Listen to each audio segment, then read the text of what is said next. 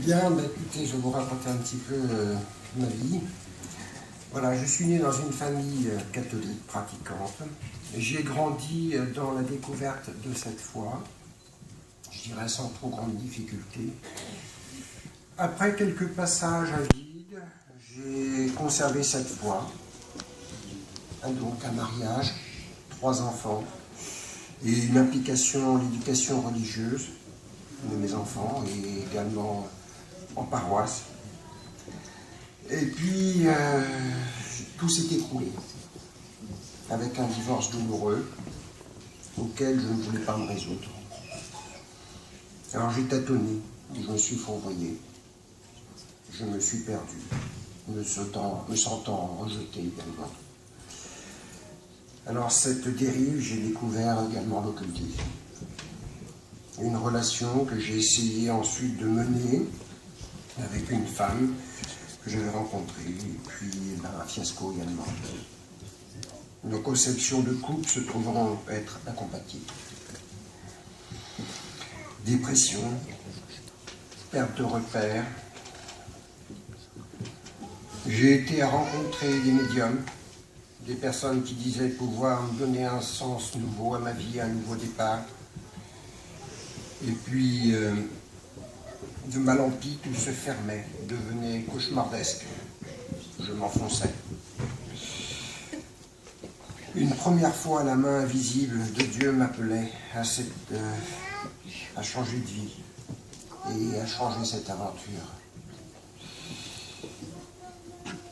Bon, je suis libraire un jour dans ma librairie et est venu quelqu'un se présenter à moi, me demander un conseil.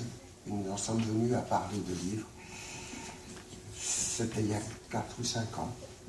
Je voudrais dire merci Elvia, parce que c'est elle qui a initié petit à petit, a fait changer mon cœur et m'a donné la première impulsion, si je peux dire. La première fois, donc, la main invisible de Dieu m'appelait à cette aventure.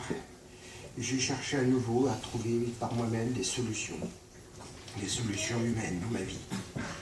J'ai revisité pourtant mes fondamentaux. Je passais entre les mains d'une sophrologue énergéticienne qui prodiguait des soins soi-disant divins. Et de nouveau, je me suis laissé aspirer, croyant qu'il s'agissait pour moi d'une aide de Dieu. Or, il n'en était rien, bien au contraire. Cette personne tentait par sa position, en quelque sorte, de se placer un peu en gourou, de me faire plonger dans une secte, en quelque sorte, qu'elle avait initiée.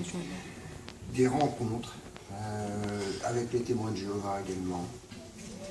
J'étais en recherche de Dieu, mais je ne le trouvais pas. Puis, une deuxième fois, la main invisible de Dieu m'a appelé. Et l'appel de Jésus-Christ était plus fort que tout. Et ma foi, que je pensais vacillante, s'est réveillée. Je franchissais le seuil de cette église et de ressentir la présence, et la présence très forte de Jésus et de l'Esprit Saint. À chaque fois, je fondais en larmes, je vibrais intérieurement. Les mots, voilà, c'était inexprimable, c'était plus fort que tout. Oui, Jésus, que je ne cessais d'appeler, me montrait qu'il m'aimait encore, malgré mes graves manquants à Dieu.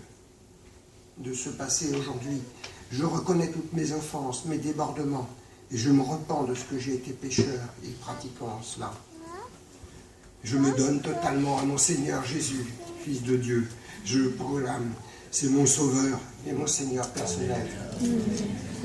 Je sais que Jésus veut me pardonner et m'appelle aujourd'hui à le suivre. Alors oui, je te suis, Jésus.